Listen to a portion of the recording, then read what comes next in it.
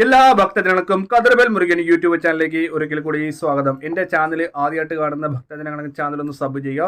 ജ്യോതിഷ സംബന്ധമായ എന്തെങ്കിലും കാര്യങ്ങൾ അറിയാനാണെങ്കിൽ ഇത് വാട്സപ്പ് നമ്പറാണ്. ഓൺലൈൻ വഴി നിങ്ങളുടെ ജ്യോതിഷ കാര്യങ്ങൾ പരിഹരിച്ച് നൽകുന്നതായിരിക്കും. അപ്പോൾ ജ്യോതിഷത്തിലേക്ക് വിളിക്കാൻ ആഗ്രഹിക്കുന്ന ഭക്തജനങ്ങൾ ഈ നമ്പറിലേക്ക് ഒന്നെങ്കിൽ വിളിക്കുകയോ ഒന്നെങ്കിൽ വാട്സപ്പ് ചെയ്ത് നിങ്ങളുടെ പ്രശ്നങ്ങൾ എനിക്ക് ടൈപ്പ് ചെയ്യുകയോ വോയിസ് അയക്കുകയോ ചെയ്യുക. അത് കേട്ടതിന് ശേഷം നിങ്ങൾക്ക് അതിനുള്ള മറുപടി ഞാൻ തരുന്നതായിരിക്കും. ഒപ്പം തന്നെ 2025 അതായത് ഫെബ്രുവരി മാസം 26 ബുധനാഴ്ച കുംഭം 14-ാം തീയതി മഹാശിവരാത്രിയാണ്.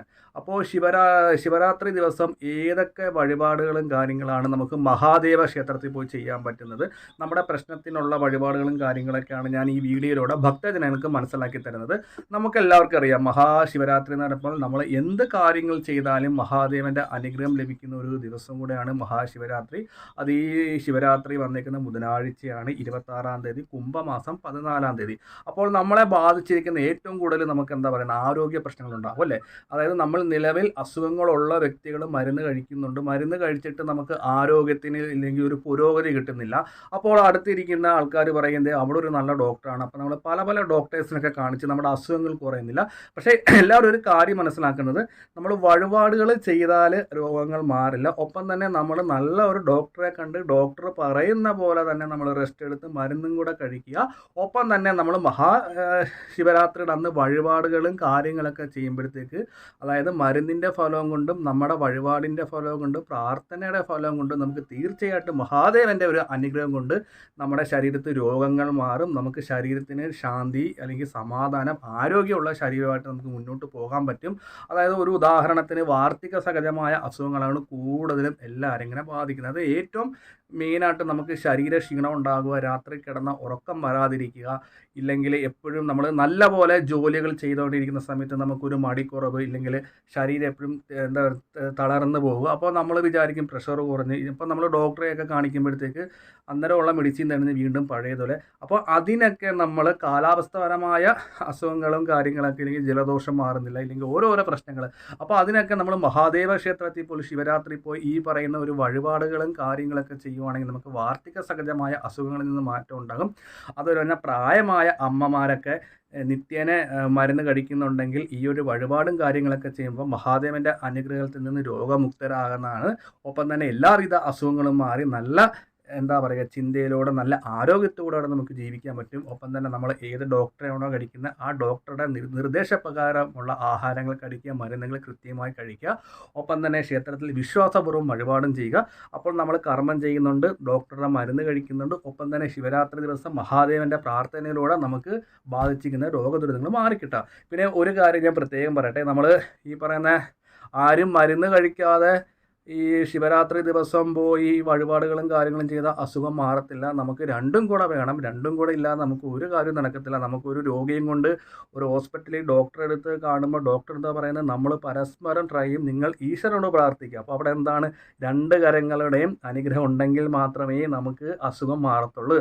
അതായത് ഡോക്ടർ പറയുന്ന പോലെ നമ്മൾ മരുന്ന് കഴിക്കുകയും ചെയ്യണം. ഒപ്പം തന്നെ ഈശ്വരൻ്റെ ഒരു അനുഗ്രഹം ഉണ്ടാകണം. നമ്മൾ എന്താ പറയുക, ഈശ്വരനെ വിശ്വസിക്കുക. അപ്പോൾ ശിവരാത്രി ദിവസം അന്ന് ചെയ്യേണ്ട, അതായത് നമ്മുടെ ശരീരത്തിൽ അസുഖങ്ങൾ വരാതിരിക്കാനും രോഗങ്ങൾ മാറിപ്പോകാനും നിലവിൽ രോഗിയായിട്ടുള്ളവർക്കും ചെയ്യാവുന്ന വഴിപാടാണ് ഞാൻ ഈ പറഞ്ഞ് മനസ്സിലാക്കി തരുന്നത്. ശിവരാത്രി ദിവസം അന്ന് ചെയ്യാൻ പറ്റിയ വഴിപാട്, മഹാദേവ ക്ഷേത്രത്തിൽ പോയിട്ട് ധാര നടത്തുക. അതായത് മഹാദേവന് ധാര കൊടുക്കുന്ന അനുസരിച്ച് നമ്മുടെ ശരീരത്തിലെ നെഗറ്റീവ് ചിന്തകളൊക്കെ മാറി, അതായത് അസുഖങ്ങൾ, അതായത് നിലവിൽ അസുഖമുള്ള ഒരു വ്യക്തികൾ അന്നത്തെ ദിവസം മഹാദേവ ക്ഷേത്രത്തിൽ പോയി ധാര നടത്തുന്നത്, ആ ധാര ചുമ്മാ നടത്തിയാൽ പോരാ, എല്ലാവരും മഹാദേവ ക്ഷേത്രത്തിൽ പോയി ധാര നടത്തും. അല്ലെങ്കിൽ 5 വീട്ടിലുള്ളവിടെ എല്ലാവർക്കും അതായത് ചീട്ട് അവിടെ വെച്ചേക്കും, ചിലപ്പോൾ ദക്ഷിണയും വെക്കും. പക്ഷെ ആ ധാര കണ്ടു തൊഴാനോ ആ ധാരയുടെ പ്രസാദം മേടിച്ച് നമ്മൾ കുടിക്കാതെ ഈ ധാര ചെയ്താൽ നമുക്ക് ഫലം ഉണ്ടാകത്തില്ല. നമ്മൾ പിന്നെ കണ്ടുവരുന്ന ഒരു കാര്യങ്ങൾ, ഭക്തജനങ്ങൾക്ക് അടുപ്പിച്ച് ധാര ചെയ്യാൻ ചിലപ്പോൾ നോക്കിക്കുന്ന തിരുമേനിമാരൊക്കെ പറയും. അപ്പം ഒരാഴ്ചത്തേക്ക് ചീട്ടെടുത്ത് വെച്ചേക്കും, തിരുമേനിയോട് പറഞ്ഞു, തിരുമേനി ഒരാഴ്ചത്തേക്ക് റിസർവ് ചെയ്തിട്ടുണ്ട് ധാര നടത്തിയേക്കണം. ചിലപ്പോൾ തിരുമേനിമാർക്ക് ദക്ഷിണ പോലും കൊടുക്കത്തില്ല. ചിലവർ കൊടുക്കുന്നുണ്ട്, ഇല്ലെന്നല്ല, ചില ആൾക്കാരെന്നല്ല. അപ്പോൾ എൻ്റെ ഒരു അഭിപ്രായം പറഞ്ഞാൽ നമ്മൾ ചെല്ലുന്ന സമയത്ത് ധാര എഴുതിപ്പിച്ചാൽ മതി. അങ്ങനെ അമ്പലത്തിൽ നമ്മൾ വരാതെ അമ്പലത്തിൽ കൊടുക്കേണ്ട കാര്യമില്ല. നമ്മൾ ആ ഒരു സമയത്ത് അവിടെ ഉണ്ടാകണം. അതായത് തിരുമേനി ധാര ഇവിടെ എത്ര മണിക്ക്, ചില ക്ഷേത്രത്തിൽ കയ്യോടെ ധാര ചെയ്തു തരും. പിന്നെ വലിയ വലിയ ക്ഷേത്രങ്ങളിൽ അതായത് ഒരു സമയത്തായിരിക്കും. ഇപ്പോൾ ഏറ്റുമാനൂരുള്ള ഒരു ക്ഷേത്രത്തിലൊക്കെ നമ്മൾ ധാരയ്ക്ക് ഇപ്പോൾ കൊടുക്കുകയാണെങ്കിൽ അപ്പം തന്നെ ചെയ്യത്തില്ല. അതൊരു നിശ്ചിതമായ ഒരു സമയമുണ്ട്. അത് അവിടുത്തെ ക്ഷേത്രമായിട്ട് ബന്ധപ്പെട്ട് തിരക്കുക. അപ്പോൾ ഈ ധാര നടക്കുന്ന സമയത്ത് നമ്മൾ ധാര കണ്ട് തൊഴുത് ധാരയുടെ പ്രസാദം മേടിച്ച് നമ്മളൊന്ന് സേവിക്കൊന്ന് തലയിലൊന്ന് കുടയുക.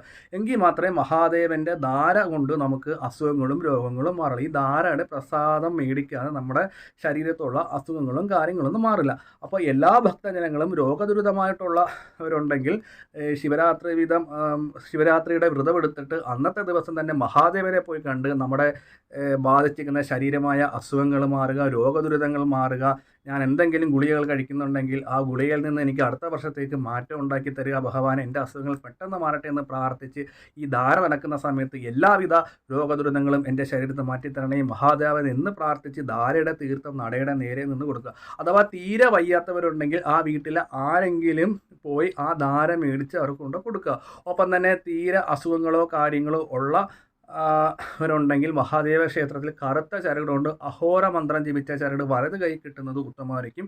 അപ്പോൾ ഈ പറയുന്ന വഴിപാടുകളും കാര്യങ്ങളും ശിവരാത്രി ദിവസം ചെയ്യുവാണെങ്കിൽ, ശിവരാത്രി ദിവസം അന്നത്തെ ദിവസം മഹാദേവനെ പോയി കണ്ട് ജലധാര നടത്തുവാണെങ്കിൽ, ഒപ്പം തന്നെ കറുത്ത ചരടിൽ അഹോര മന്ത്രം ജപിച്ച് കിട്ടുവാണെങ്കിൽ നമുക്ക് രോഗദുരിതങ്ങളിൽ നിന്ന് നമുക്ക് മാറ്റം ഉണ്ടാകും. നമ്മൾ നിലവിൽ മരുന്ന് കഴിക്കുന്ന അനുസരിച്ച് നമ്മുടെ മരുന്നുകൾ ശരീരത്തെ പിടിക്കും, അസുഖങ്ങൾ മാറും, ഒപ്പം തന്നെ മഹാദേവൻ്റെ അനുഗ്രഹം കിട്ടും. അപ്പോൾ അടുത്ത ശിവരാത്രിക്ക് നമുക്ക് ആ രോഗങ്ങളൊക്കെ മാറി നമുക്ക് ആരോഗ്യമുള്ള ശരീരമായിട്ട് മുന്നോട്ട് പോകാം. അപ്പോൾ വീഡിയോ ഇഷ്ടപ്പെട്ടെങ്കിൽ ഭക്തജനങ്ങൾ ഇത് മറ്റുള്ളവർക്കൊന്ന് ഷെയർ ചെയ്യുക. ഒപ്പം തന്നെ ജ്യോതിഷ സംബന്ധമായ എന്തെങ്കിലും കാര്യങ്ങൾ അറിയാനുണ്ടെങ്കിൽ ഇത് മുകളിൽ കാണുന്ന വാട്സപ്പ് നമ്പറാണ്. നിങ്ങളുടെ പ്രശ്നങ്ങൾക്ക് ഉടനെ തന്നെ പരിഹാര കാര്യങ്ങൾ നിർദ്ദേശിക്കുന്നതായിരിക്കും. ജ്യോതിഷ സംബന്ധമായ എന്തെങ്കിലും കാര്യങ്ങൾ അറിയാൻ വേണ്ടി വാട്സപ്പിൽ ടൈപ്പ് ചെയ്യുകയോ വോയിസ് അയക്കുകയോ ഫോം വിളിച്ച് ചോദിക്കുക, അതിനുള്ള മറുപടികൾ തരുന്നതായിരിക്കും. അപ്പോൾ വീഡിയോ ഇഷ്ടപ്പെട്ടെങ്കിൽ ഒന്ന് ഷെയർ ചെയ്യുക. അപ്പോൾ ഉറപ്പായിട്ടും ശിവരാത്രി ദിവസം തന്നെ ഭക്തജനങ്ങൾ രോഗദുരിതങ്ങളായിട്ടുള്ളവർക്ക് വേണ്ടി ഈ വഴിപാട് ചെയ്യുക. നമ്മുടെ അസുഖങ്ങൾ മാറുന്നതായിരിക്കും. ഒപ്പം തന്നെ അമ്പലത്തിൽ പോകാത്തവർ വിഷമിക്കേണ്ട കാര്യമില്ല. നമ്മുടെ ബന്ധുക്കളോ വീടിൻ്റെ അടുത്തുള്ള ആൾക്കാരോ പറഞ്ഞു വിട്ട് ആ ധാരയുടെ തീർത്ഥം മേടിച്ച് കുടിച്ചാൽ മതി. അപ്പോൾ മറ്റൊരു വീഡിയോയിലേക്ക് കാണാം.